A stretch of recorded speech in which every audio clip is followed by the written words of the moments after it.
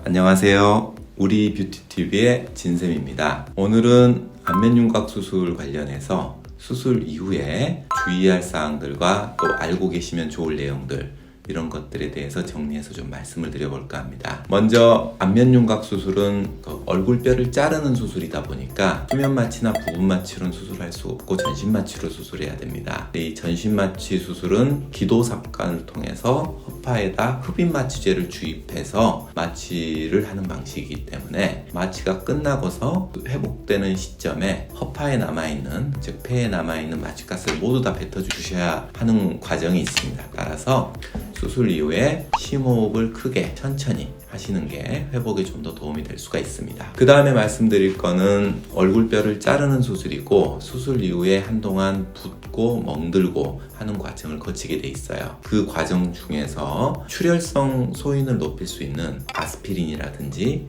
호르몬 제제라든지 또는 특정 한약, 이런 것들은 가급적이면 어느 정도 안정화될 때까지는 복용을 안 하시는 게, 삼가하시는 게 좋겠습니다. 그 다음 말씀드릴 것들은 당연한 내용들일 텐데, 수술을 해서 얼굴이 붓고 멍들고 뭔가 불편한 것이 한동안 있는 거예요.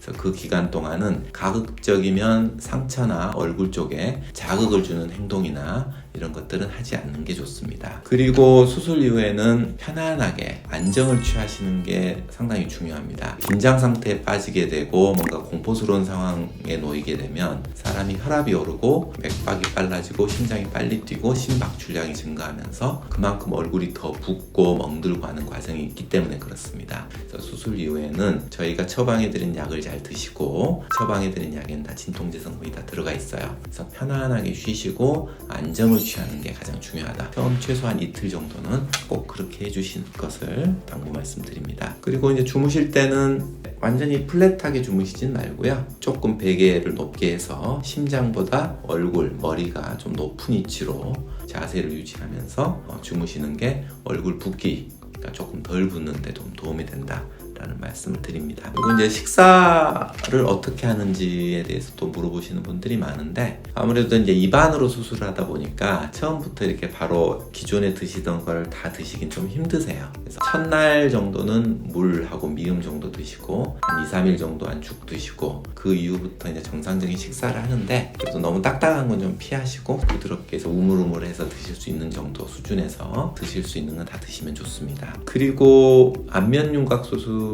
대부분 겉으로 흉터를 남기지 않기 위해서 입안으로 수술을 진행하게 됩니다. 사람의 입안이라는 게 원래 되게 지저분한 곳이죠. 정상적으로도 구강 내 세균이 상당히 많이 존재를 하고 있어요. 그래서 수술 이후에 입안이 청결하지 못하면 염증이 생길 수 있는 가능성이 항상 존재를 합니다. 그래서 수술 후에 입안을 청결하게 관리하는 게 중요한데 뭐 그렇게 어렵진 않아요. 식사하시고 나서 그 실밥 주변으로 음식물 찌꺼기가 끼이지 않도록 저희 병원에서 드리는 가글액을 수시로 우물우물해서 뱉어주시면 그걸로 충분합니다. 그리고 먹는 약, 처방해드린 먹는 약 빼먹지 말고 잘 드셔주는 게 좋습니다. 그리고 이제 수술 이후에 붓기가 좀 덜하게 할 목적으로, 그리고 조금 더 빠지는 데 도움이 될 목적으로 저희가 땡김이라고 하죠. 페이셜 밴드라고 하는데 그걸 드리는데요. 그거를 수시로 좀 해주시면 좋습니다. 그만큼 어느 정도 좀 덜 붓는 효과가 있기 때문에 시종일관 하루 종일 하시기 힘드시더라도 잠깐 하시고 잠깐 풀으시더라도 틈틈이 이를 착용해 주시면 좀 더 좋습니다. 그리고 이제 또 한 가지 말씀드려야 될 게, 여자분들보다 남자분들이 조금 더 부어요. 실제로 혈관 자체도 조금 더 굵고 기본적인 베이스 혈압 자체도 여자분들보다 좀 더 높기 때문에 붓는 경향이 좀 더 많습니다. 그래서 수술 이후에 붓기가 좀 어느 정도 이상 심해지면 숨쉴 때 조금 힘들다고 하시는 분들이 계세요.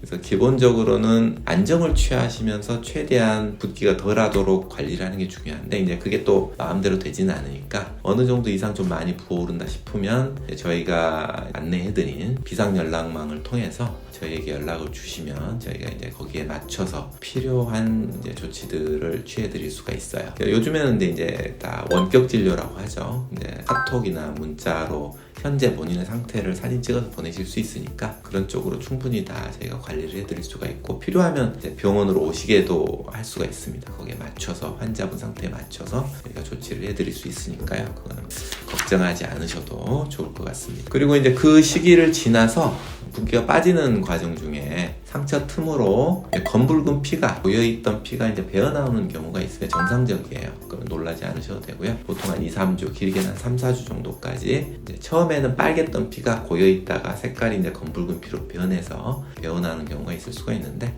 그냥 각을 해서 뱉어버리시면 됩니다. 그리고 이제 구강위생 상태에 따라서 드물게 상처가 살짝 벌어지시는 분들이 간혹 있어요.